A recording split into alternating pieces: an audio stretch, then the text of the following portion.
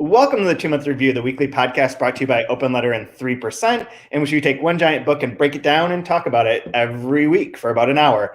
I'm Chad Post from Open Letter Books, joined as always by Brian Wood, author of Joytime Killbox. That sounded so depressing. We talk about it for about an hour. Yeah. An hour you're not going to get back. I'm really sorry. I'm really sorry about that.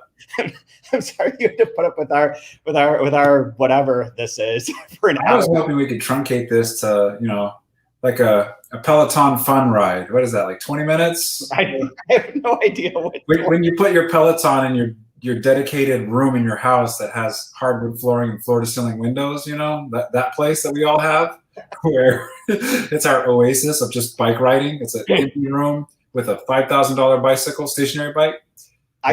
Whatever that is, I think that's about how long this should be.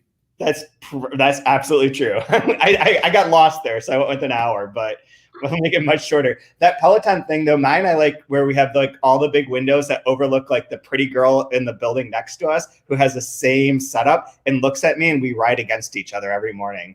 We race. Oh, really? No.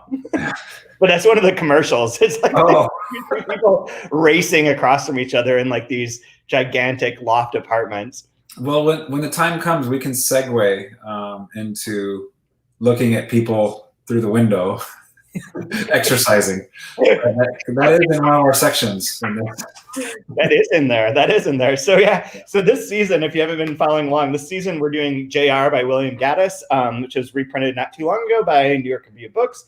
And today specifically, we're going up to page 424, starting with like page around 353. So we're more than halfway through this. What is the Franzen line? Where did he stop? What page number was it? He said in his. Oh, he does say, doesn't he? Because I wanted to celebrate. It's in the 400s somewhere, and I wanted to kind of celebrate it and mark it like it's the Franzen line. Like you hit there, like. Do you stay? Do you stop? Do you go? And so this is where we lose the consciousness of Franz and sitting on top of everything, depressing it. It's kind of like those people that go to Mount Everest and there's like markers along the way of like, oh, this is the dead Russian oligarch over here. Like that means we're almost there. Like there's like these dead bodies of rich people all along the trail that they can't get rid of. Because if you die on Everest, you just stay there, and it's so cold, you're perfectly preserved in like this black corpse. Your skin just frozen black. Your teeth, right? And so you're like, are we to the corpse of Franzen yet? I think we're almost there. I'm gonna look it up, and I'm gonna definitely put in like a gravestone next to. Like, put him in a. He's one of those guys that would probably,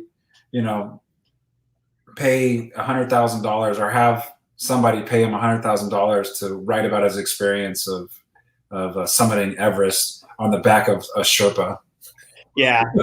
Some rich white asshole riding on the back of a Sherpa to the top of the world. I did it. That seems perfect. So yeah, we went to left field really fast talking about dead people on Everest, but that didn't take long. But nope. Yeah, I forget where the Franzen line is, but yeah, I want to put a little tombstone there. Have to commemorate it. But yeah, so what do you think of this section? This section's a little bit weird because like we've had these really, really funny ones, and this one isn't terribly funny, and it's also like the set pieces are really long. Like I felt like we were in scenes much longer than I'm used to in the book at this moment. And they're like, I have to be honest, like this section I liked, but it also makes me uncomfortable because when they're in the 96th Street apartment and describing all the stuff there, like I start to like shake. Like it reminds me of my parents' house, but like in the worst possible way. And it's so cluttered and so insane that I'm like, ugh, I don't think I can take it. Like it's like claustrophobic to me. It is, but at the same time, it's at such a comedic effect that like I'm okay with it. It's kind of like when I was watching Brazil or something, Terry Gilliam's Brazil, and like everything is like the walls are constantly coming in and it's just packed with so much trash, but it's kind of funny at the same time. Yeah. Especially with the Rhoda character, like she's very like just crass and funny and hardcore, where Bast isn't. And so like her trying to take a bath and like everything. And when we get to that part, like I thought that was very, like, yeah, it is cringy, but it's funny at the same time because it's so the volume is so loud on how, again, like cacophony, like it's just this crazy orchestra of just there's so much paper, hopping full of flavor box and the corn oil box, 202 ply, like. It is. I mean, it is really funny, but it is just like they get like the newspapers and puts them in the tub because there's nowhere else. And she's like, "Well, here's this oven." He's like, "Doesn't work," and they open it. It's filled with mail. Like, that is like this, like that hoarder mentality. That hoarder thing is my parents' basement. Is that? But there is all of that, and at the same time, there's like, I'm looking for my wife. Fuck off! Get off my doorstep! Like that's happening. And then like, hi, I'm here to install a telephone for you. Like a video phone. Yeah, like just everything at once, and this crazy crescendo of orchestration. It's very funny. That is one of my favorite parts, is when the telephone guy comes to install the video phone and Rhoda's the only one there. And she's like, yeah, whatever. He's like, well, where do you want it? She's like, I don't know, wherever they tell you to put it, telephone, in your telephone guy classes. That you telephones go from your telephone school. I don't know. And she's like, I wish I had some drugs. I've got some in this apartment down the hall. And he's like, oh, you don't need a key to get in anything. And they just like go ransack Shrem's dead apartment. I've really enjoyed her splashing on the scene. She's a lot of fun. Yeah, she really is. She's wild. She's like a good wild card for this. From the get-go. Yeah, she's been like a fun, free spirit. So obviously things are going to be very tragic for her because she's cool and she's fun, which can't handle. Good things don't happen to people in this book. No. Well, not ones that seem to be like cool, you know? No. If she was like, David Off or something like that, or JR, she'll be fine, but no.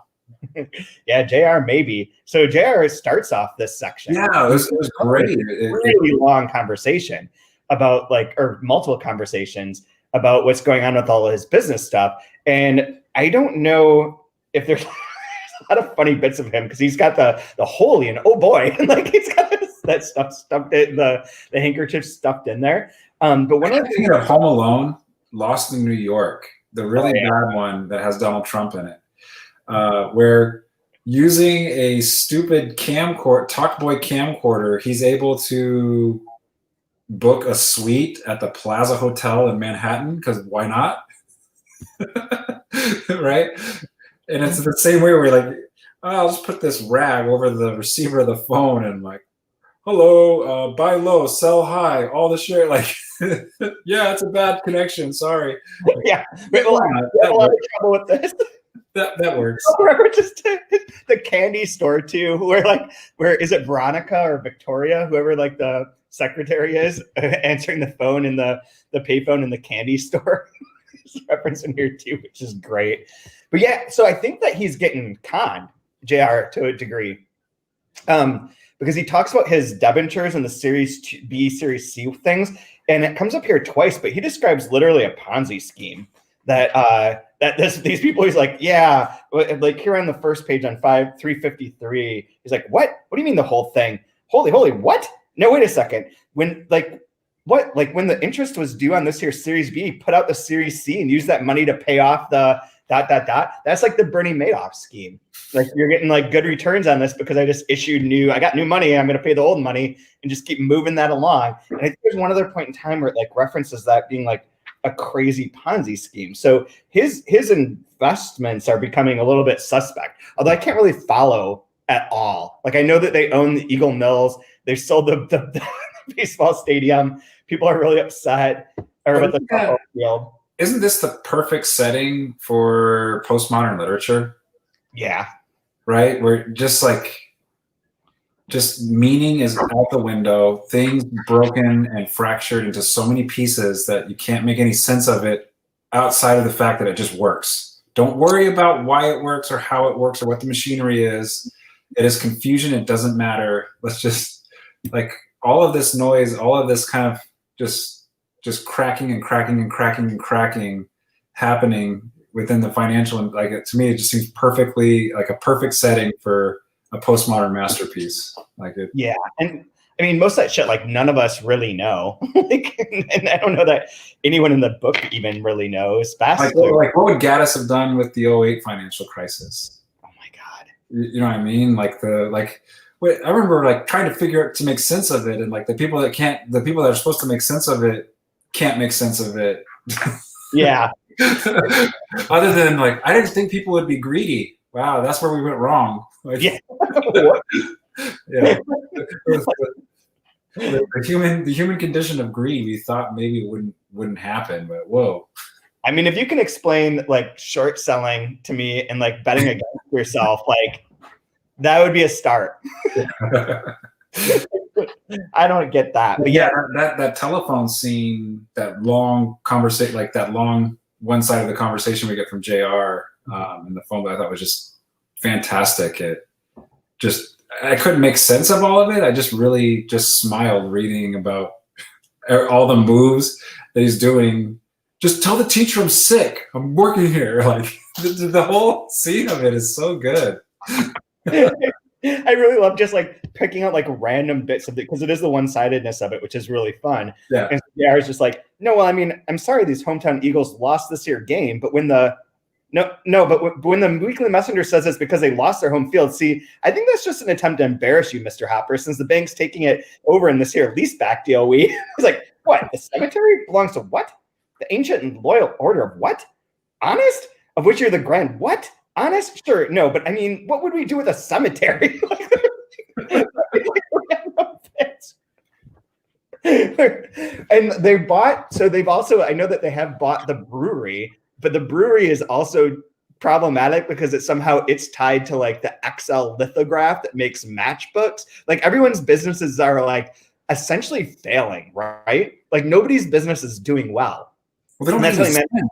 They don't make any sense from an outside perspective. They don't make any sense either. Like when he was explaining the setup of that factory, like they're all over here and they have to walk over here. And there's a baseball field here. And there's this thing here, like what? Yeah. Nothing's efficient. Nothing's making money, and he keeps taking over these things that are like further indebted to other things, but they're all like tax write-offs. Like it's one big old tax write-off, so that no money ever changes hands and nobody makes any money. And that you mentioned it last week, but it comes up again here, where he's like, "Did you get the $20?" Because they don't have any cash. Yeah. He's like, "No, I only had 18." He's like, "No, it was 20." Like, no. Right here is 18. He's like, well, there's 48 cents that you spent at a nightclub. It's not reimbursable. One of the other things I'm noticing again, and I think it's a wonderful kind of thematic element to the book, is the abutment of art and commerce. And we see that over, like even where they're choosing to be at the Museum of Art, talking about business, like what an interesting setting to have it in. And we see it again with JR at the bottom of 364 spilling onto the top of 365 in the NYRB edition. Like I'll just start with, sure, I know you don't, but, and then at the top of 365, just tell me one thing. Hey, what's lithography? Honest? And then they, what? No, but like putting some picture on these stones with this grease, no wonder they're losing all this money. I mean, like you can buy a camera for, no, okay, I didn't. But like this idea of like, you take this art form, lithography, and it's reduced down to like, what a waste of time and money. Just take a picture, right? Or like, why on earth would you do that? Like that was another great example of, from his viewpoint, like there's no money in this lithography thing. What are we doing? Yeah, and that's one of those things where it's an art, right? It's an art form. It's beautiful. It's craftsmanship. But no, just get a camera. Go to Kodak, get a camera. Exactly. So there's related to that too. Like this is jumping ahead, but when we get to Schramm's part, which apparently Schramm's family was owned. What it called, not tripod. It's something with a T, but they own a business that's also doing horrible. And when they break down like the finances of it, they're like, why do we have like $3 million in inventory? They must not be doing very good at it. And the lawyer's like, yeah, there's been some problems with the inventory specialists. Like, yep, that doesn't work. And they're like, what about this? This doesn't make any sense either. And like every one of these businesses is just mismanaged to all hell and barely makes any sense at all. That is super fun. One thing I really want to know, I keep meaning to look this up, and I circled here, and that's why I want to ask you, what the fuck is the deal with cobalt? What does cobalt do as a mineral that everybody's talking about cobalt? I don't know in particular, but I think they use it to dye glass blue. And it's used a lot as a pigment, but interesting, because it shows up in the section where they're talking when they buy the stock. They're like, we're writing this book about cobalt, and they're trying to get the cobalt from the African country. And then it shows up here too, in relation to the beer place, where he says cobalt in the water puts such a great head on their beer. So cobalt, it's like, I don't know what fucking cobalt is. I know it's like a car, like a shitty Ford car or something. My wife's uncle, he's from South America, and he does mining or something like that. I don't know, something super shady. But cobalt is a big one that they sell to a lot of beer manufacturers for the glass and for something else. Huh. Okay. He's like, I was drinking a Corona one time. He's like, oh, I mine a lot of the cobalt that they use for that bottle you have right there. I was like, right on. Cool. I'm still drinking a Corona though, so awesome. I'd rather have a Pacifico, to be honest, but whatever. That day. Oh man. So yeah, so he has a long conversation there, goes through and explains that's sneakers. What is up with sneakers in this? What is up with Buzzy's sneakers in this section? Can we talk about that? Poor Gibbs. Gibbs shut up, right? Gibbs can't ever find his fucking shoes. His shoes are a problem. The one burns down. He loses it in the cab, or the shoelace catches on fire. And then the coach is like, "Here's some shoes that you can wear," and they're from like the dead kid from like a few sections ago, who went running out of the principal's office and got hit by a car and died. And they're like, "Oh yeah, those are Buzzy's shoes." So just the terrible comedy on page 367. And again, I think it's a great way. Not only is it funny, but it indirectly, or kind of directly, personifies JR as being somebody that sees all the angles and all the details, right? He doesn't miss a thing. Yeah. Hey, where'd you get those, Mr. Gibbs? Those what? No, I just mean those sneakers. I mean, like, I never saw you wear. My mother got them for me. Where else do you get sneakers? Don't you like them? Honest? No, sure. I mean, they're real neat, and those red stars and all, he said, getting his arm low. I always wanted them nice. You know, Buzzy, he had them. And the door clattered closed. So, you think it's really interesting motif too, because when they go into Schramm's apartment, they take like one shoe and gives it to Bass because he had taken his other shoe for when he was like when Gibbs lost his shoe. So they're constantly transferring footwear around in a weird way. But yeah, I just love the idea of like, oh, okay, yeah, cool story. Yeah, Buzzy had those same shoes. Weird. Oh my God. So yeah, so there's that part. Gibbs is on the phone too, complaining about his ex-wife, and he gives her the 5 shares of stock. So we have to track where the soap in Ulysses, where it moves throughout the day. Like the 5 shares of the general. Big in this section. We get a lot of fight. Like it's almost like a MacGuffin for. Yeah. Everybody is going to be in search for the 5 shares to get the majority, right? Yep. And even Stella tries to hit him up for it. That liar. I love when he calls her out for lying in the 5 shares. It's just, that was such a great. Is he one thing Gibbs keeps remarking? So he goes to New York with her. They have that conversation. She's like, where are the wait, before we skip ahead to that, the absolute epic comedy of Gibbs getting on the phone after JR finally leaves and Gibbs get his chance to get on the phone on page 373. I think it was. Oh no, that's not it. It's before that. That's something else funny. Page 359. Thanks, Gibbs muttered, a hand already on the phone as it rang. Hello? But now wait a minute, operator. I can't owe you 20 cents overtime. I haven't even dialed yet. How can, no, listen, I have an important call to make and well, all right, God damn it. Here's your 20 cents. Well, why not? All right, just listen. You got your 20 cents. No, you just give me a dial to where? Listen, operator, don't. No, but listen, don't press your good fortune. You keep going on and on about, Jesus, how am I overtime? I just got here. I did not call Union Falls. Always with train tickets, the telephone, his shoes. Like, nothing ever works for him. It's always, and it's so petty. Everything is so tiny and petty. Yep. Which maybe is perfect for a writer. Yeah.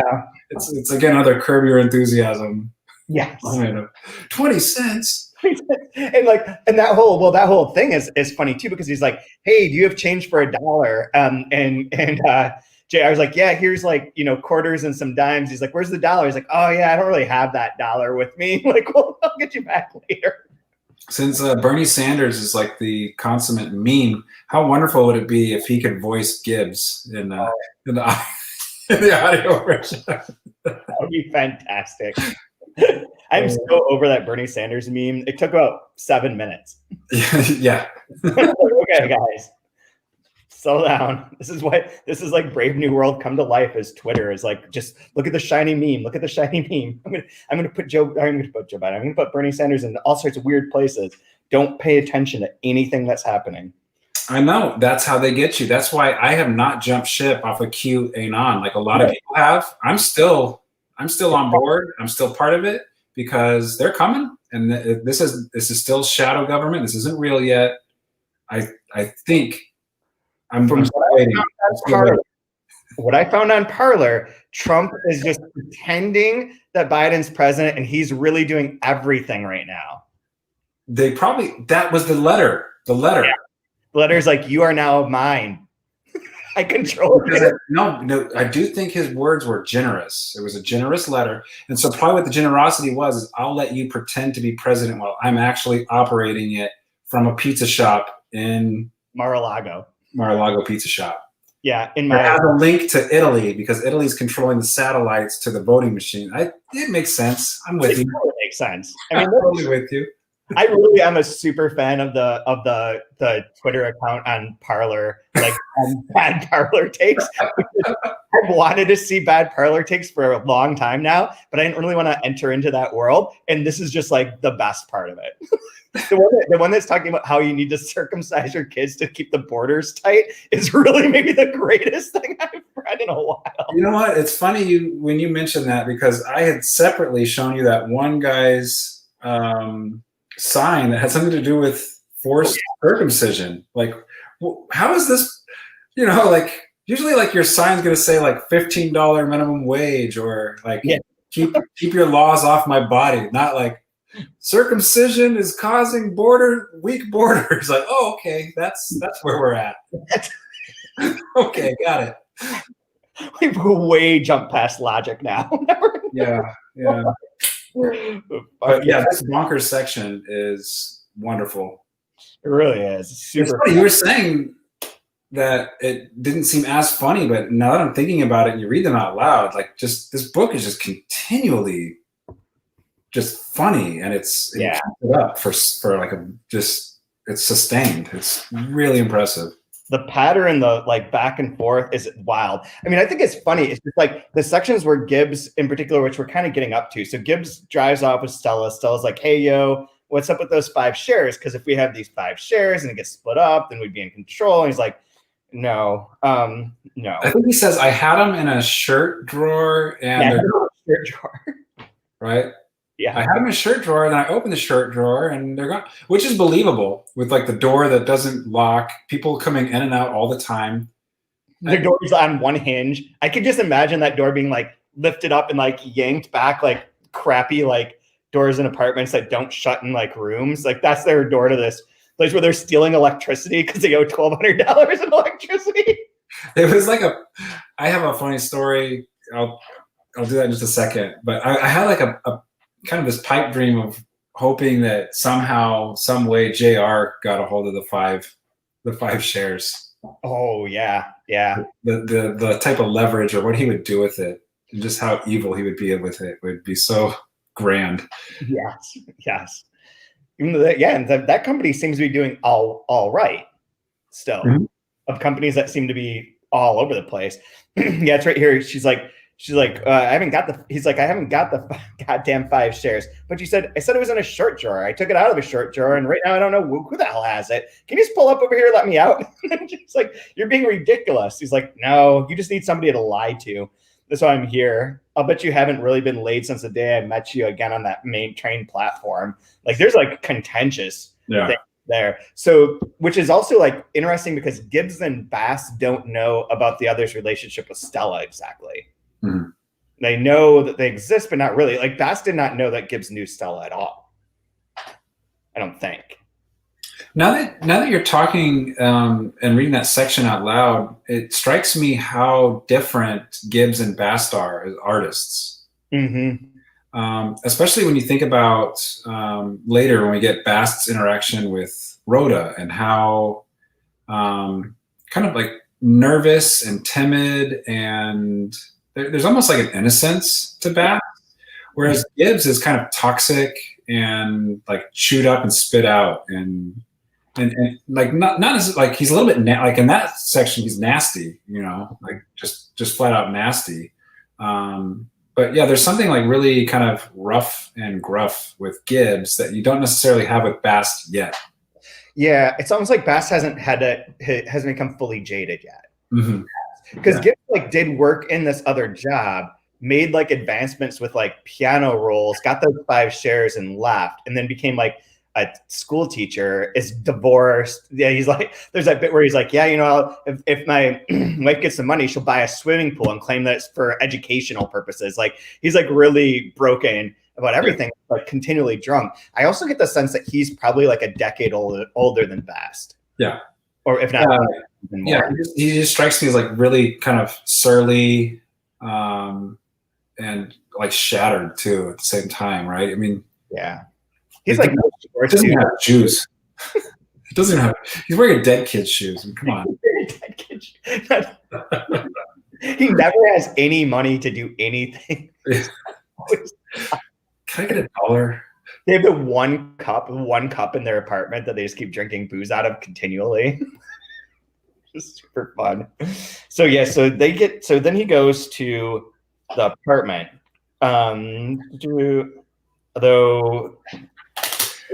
What happens next? I think it's mostly Bast in the apartment, right? Yeah.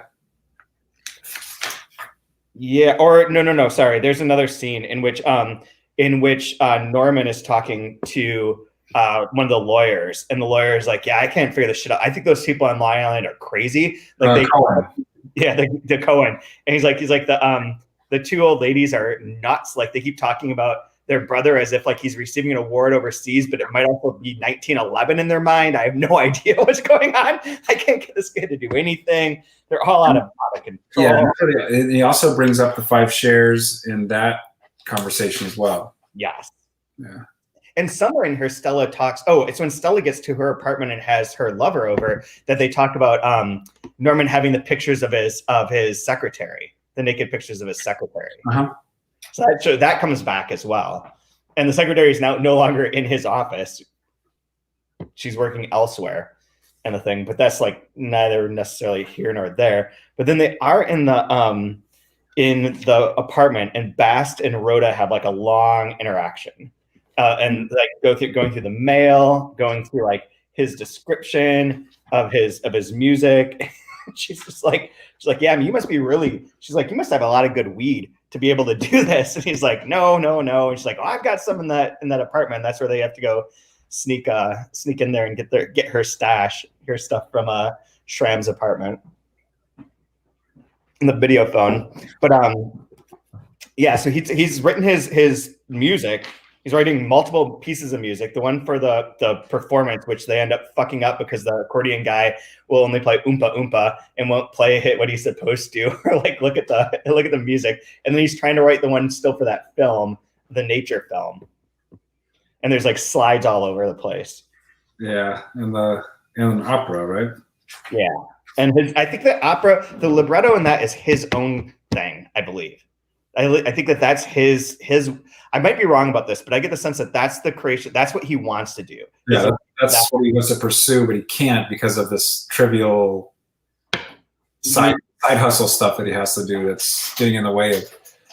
And again, I think it's, you know, echoes again of the idea of commerce and art, and that the intersection of commerce and art. Yeah, and Rhoda is super fun. Yeah, have, like as a character, like she's like a breath of fresh air. She's like sort of straightforward, and he's like, this is all fucked up, guys. It's like, I need to like, she's like, give me $2 so I can get this pizza from the thing. And then he's like, why did you get like a frozen pizza? She's like, so I could slip records and shit in there. And like, she has like oysters in her pocket. She's just like shoplifting straight out of the grocery store and buying her one item. What? So who are the people that they were spying on, or not spying, but they voyeured? Was it Gibbs and Myrna? Ooh, interesting. They were having sex. Who the woman was? Okay, because the way that they kept describing, it harkened back to the pornographic pictures where they only know the one lady because of her ass, and they only talk about her ass. That's all she is, right? Yeah.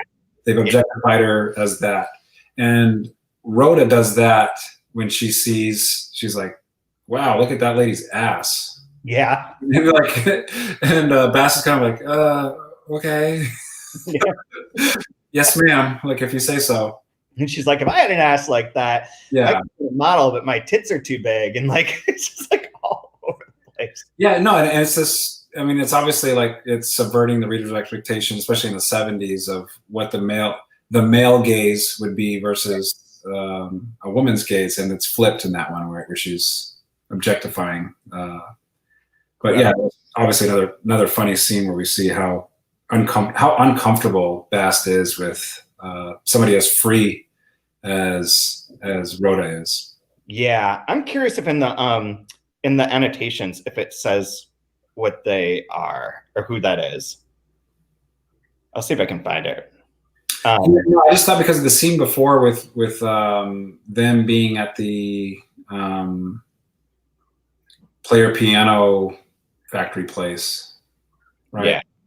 And there was him, and there was Myrna. Okay, so you were right. They both spy on Gibbs and Myrna making love in the adjacent apartment. Okay. So it is Myrna. Okay. Perfect. That's when I wasn't sure, but that makes sense that it tracks on that and makes it work. Gibbs is always he's got a lot of female friends. Like they're always like, because remember even like last week, Eigen's wife is like, hey, you know, first it is Decephalus' wife where she's like, you know, I'm a lonely woman who's never been able to be free. Like, you want to come over and talk later? And then Eigen's wife is like, come on, Jack, like let's just hang out here. Like Gibbs is like the lady killer of like the weirdest sort because he's like such an entropic mess. How does that? It's funny because like Gibbs is like clearly and obviously the stand-in for Gaddis inserting himself into his work, right? Gaddis is the Eigen character. That's who he's supposed to be. Eigen? Yeah. Oh, okay. I must have got them confused because I thought Gibbs was the one that went to boarding school at 5 years old. I think he did. And that's what Gaddis did as well. It matches Gaddis's biography.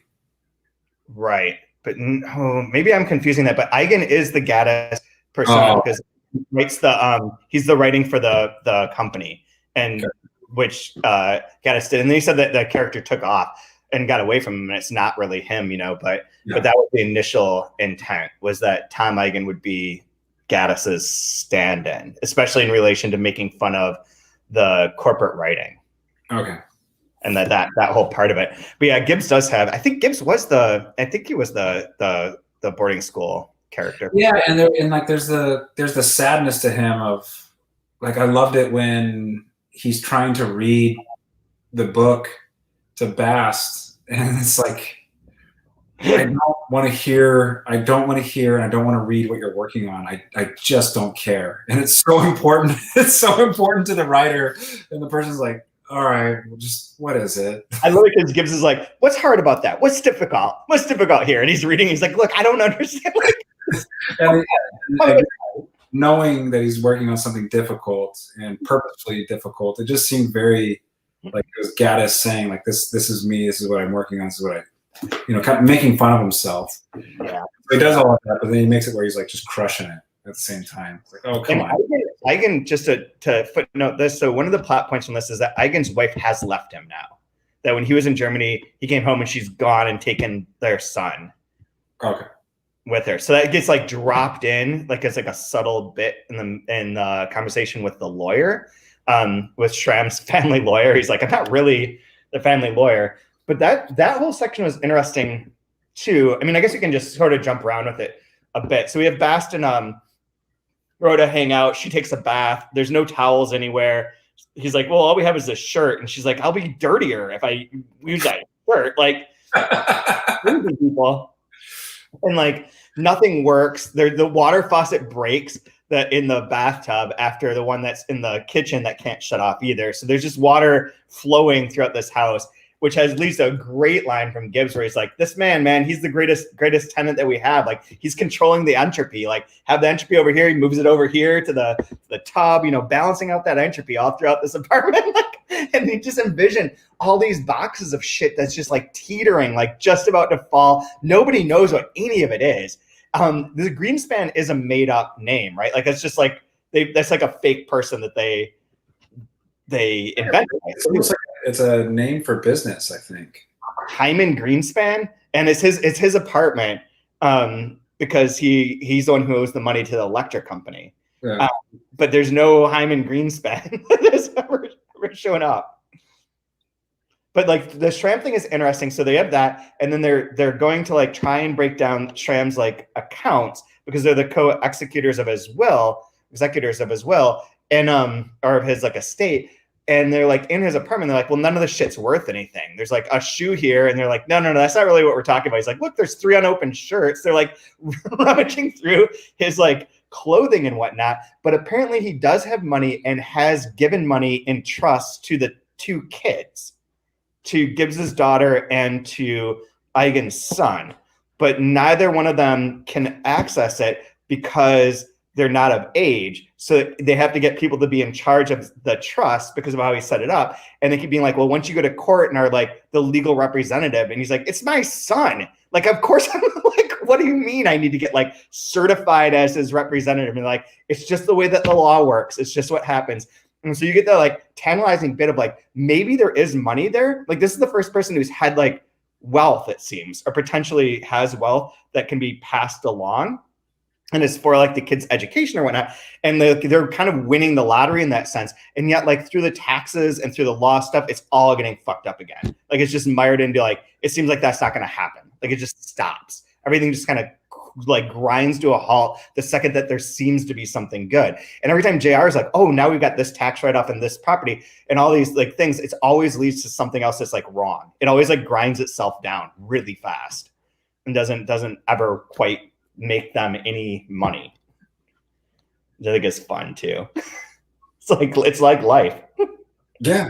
My wheat stocks are really going up though. They've gone up $30 in the past month. Wow. Yeah. Ever since the election, the runoff election in Atlanta, they've just been soaring. Apparently that was like the moment. I clicked on a clickbait article yesterday or the day before that was talking about, instead of buying a Tesla Model S when they came out, if you would have purchased Tesla stock instead. So I think it was like 70 grand or something like that. Mm-hmm. And you would now have almost like $9.5 million. Had you, instead of buying your stupid car, if you would have bought shares instead, you have $9 million. I don't know how money works. It's all imaginary, right? What is money? Like, Elon Musk could be worth nothing tomorrow. I don't know how that works, but cool. Yeah. I need to debentures and Series B and C I know how to run a Ponzi scheme, man. I get that. You just get new investment to pay old investment. I don't know. I'm like a typical artist type, I guess, where like when I was working a real job, I was having everything maxed out in retirement plans, and I don't even know where they are. I don't like I've moved so many times and I've had so many different jobs. Like I know that money's somewhere. I just have to give my social security number to somebody online and they'll find it. I don't know how this works. You can go to those states where they have like the unclaimed treasure and find out if you have something. Basically, yeah. Basically. I saw someone on Twitter. It's like, oh, I think it's Catherine Lacey, the writer. Like she's been doing that all pandemic, going to these states and like taping everyone she knows, and she found someone who got like $150. Perfect. Why not? I want to try it. I also like, so this section really, there isn't any much more plot. Like that happens. They have the conversation with the lawyer. They're in the 96th Street thing the whole time. And then it ends with Tom and Gibbs leaving, Eigen and Gibbs leaving to go somewhere. I don't remember where they're going, but they're done with that conversation. But that's basically all of the plotting points of it. But there's there's a lot of fun stuff in there, like where the one that I flipped to where all of a sudden it's like information on adopting a foster child. Call the special dial a child number at Plaza 5. And we're just like, what the fuck's that? And he's like, oh, it's a radio that's somewhere under here. I can't find it. There's a radio somewhere. But it's just like running. And then the thing about the clock where Gibbs is like, no, you can't do it by 10. It's a 12. You got to get base 12, not base 10. Like the clock runs backwards. That he's like, I've created a chart so that if it says that, you just add it up unless it's 11 or 12. And then you do it this other way. And he's like, oh my God, no. Perfect.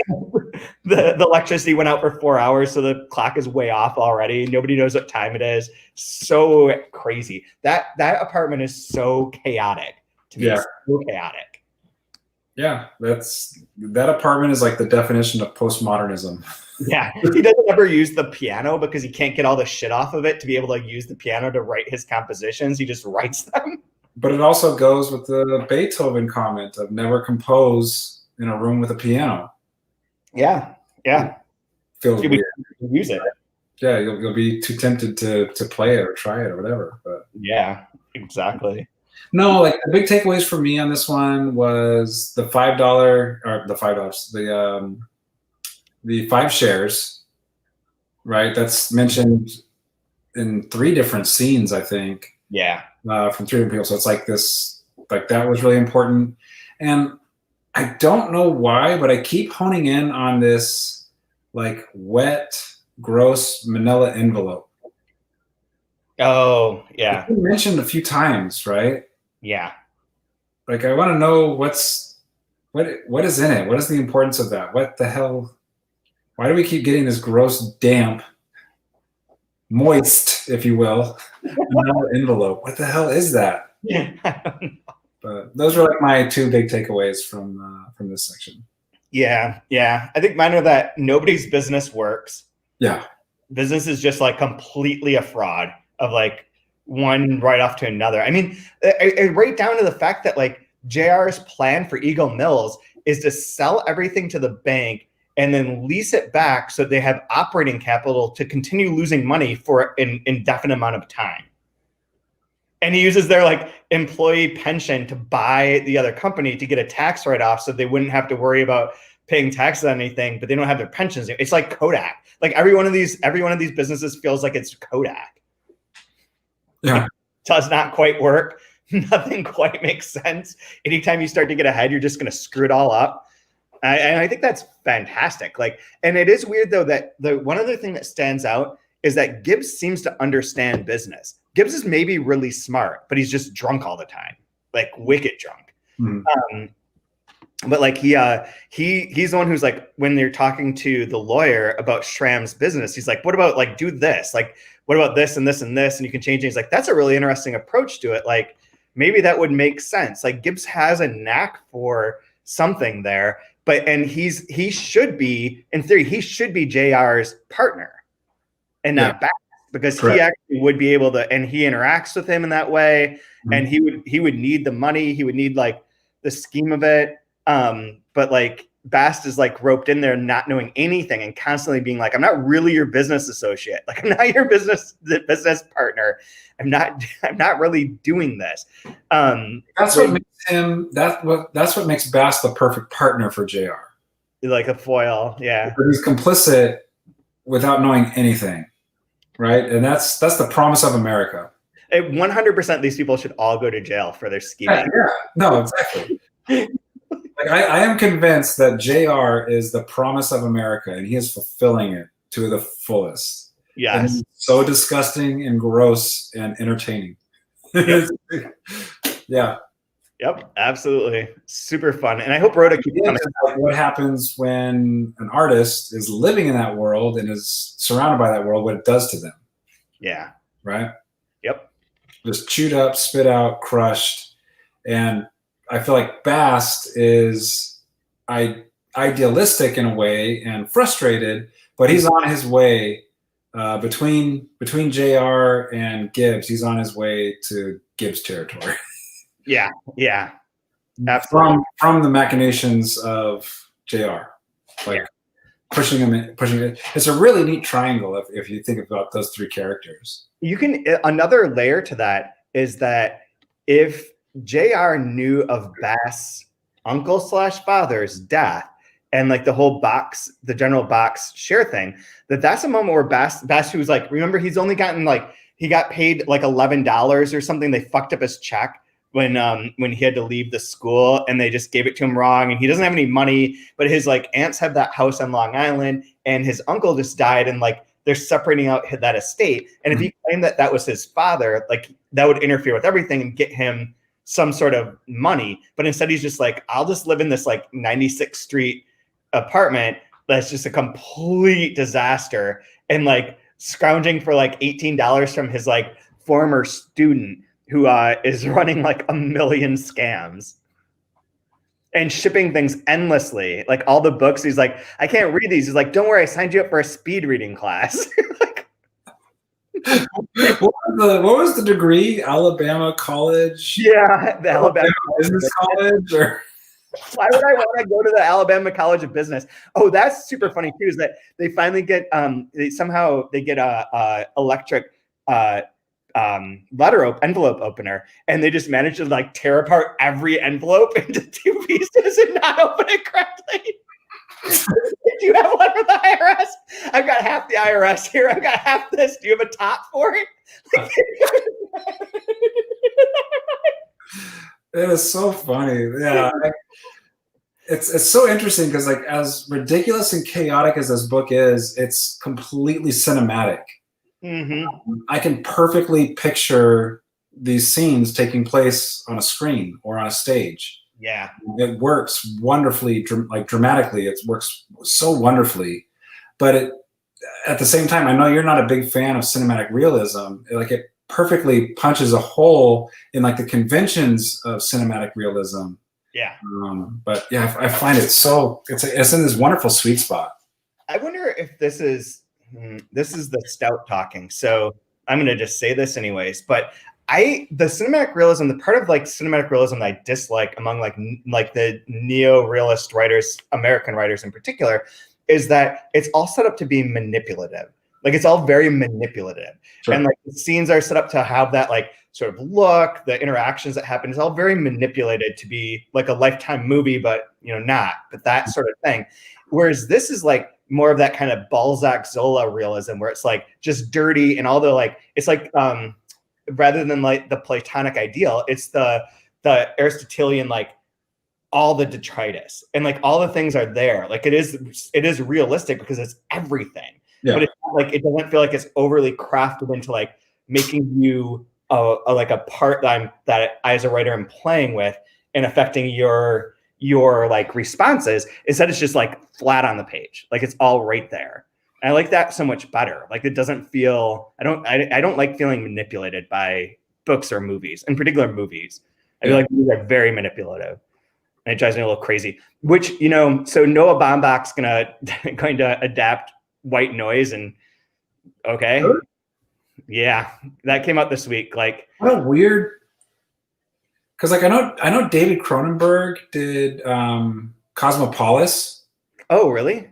Which this book in some ways reminds me a little bit of Cosmopolis, with like, right, the protagonist being in his limo and like how insane Manhattan and money is, right? So yeah, that was David Cronenberg that did that film adaptation.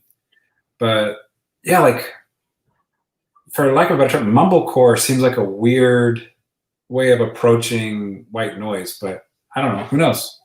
Who knows? I mean, I like Noah Baumbach's earlier movies, but I haven't seen recent ones. But that made me think that if anyone were going to adopt JR, like as a non-serious answer, it's going to be like Wes Anderson. Okay. He'll make it all twee and filled with like the Shin songs and like weird colors, and it will not be good. Yeah. Wes Anderson, but I could see this being like a Wes Anderson project. What was the one? I just alienated a huge part of the audience by unveiling my dislike for Wes Anderson movies. But no, I remember when I was younger, like really liking Rushmore, and then like this intense decline after Rushmore. I like Bottle Rocket a lot. Well, that's before, yeah. Those two are fun, and then that's like a young filmmaker in a heist movie, right? It's like let's do a heist. Let's just fuck it. Shooting a film. Is it the Squid and the Whale, or Squid and the Whale is Noah Baumbach? Yeah, no. What is the one where it's the dad professor, and he's in Royal Tenenbaums? No, that's Wes Anderson, and he goes to the hospital and he's reading Elmore Leonard.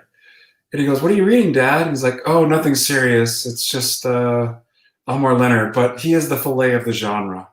Yeah, that isn't the fillet of the genre. Nothing serious, but this is the fillet of the genre. That's one of my favorite lines. So fun. So maybe he'll do a great job. He'll put you know what? He'll end up being in it is Ben Stiller. We have conflated Noah Baumbach and Wes Anderson into one hybrid. No, because there was that Greenberg movie that Ben Stiller starred in. That's right.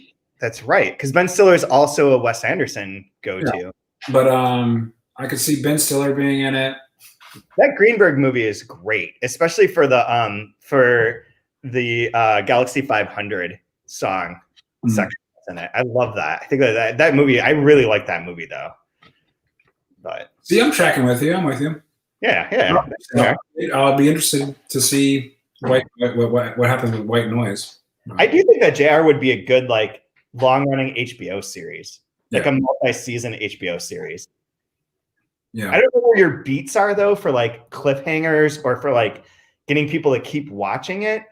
Like, there's not the real, like you say, like there's the MacGuffin of the 5 shares, and like is control of the general box company really like the motivator to keep people watch? No, and I don't think that that's the motivator of the book. Like, the book doesn't have like a central plot, like conflict that you could latch onto in that way. Yeah, you'd have to probably put your hooks in on Bast, and Bast would be the character that drives the whole series, right? I think so. Because he's in the center of, like, he's the center of the spider web. Yeah. Like, what's his, yeah.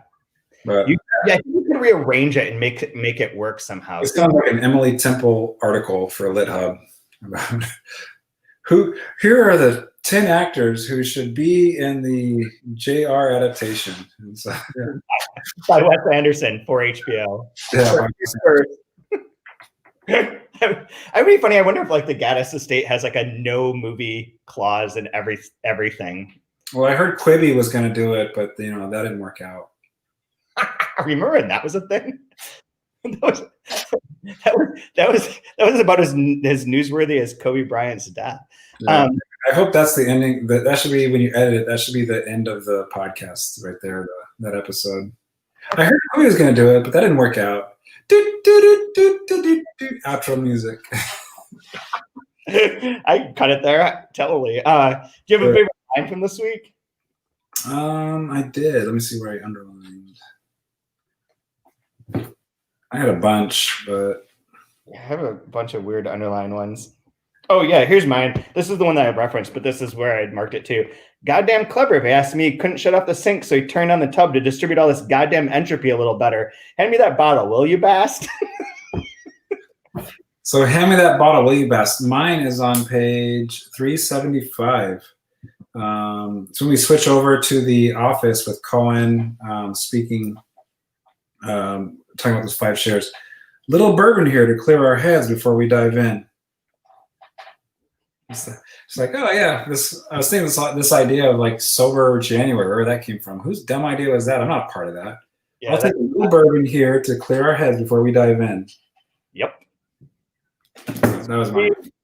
I always need some bourbon before we dive into this book to clear our head. Yeah. Same. Anything else you want to plug or point out? No plugging, no pointing out. Just really enjoying the ride, and I'm looking forward. I'll look up again where the deadline is for Franzen and all. Yeah. You can put it in your next blog post or whatever. We have a bunch of guests coming up in the next few weeks, and we will finish this by the end of February. Awesome. Where do we read to next? I know we stopped here at 425. It goes up to page, I think, 5. No, it's 491. 491. 491. Perfect. Looking forward to it.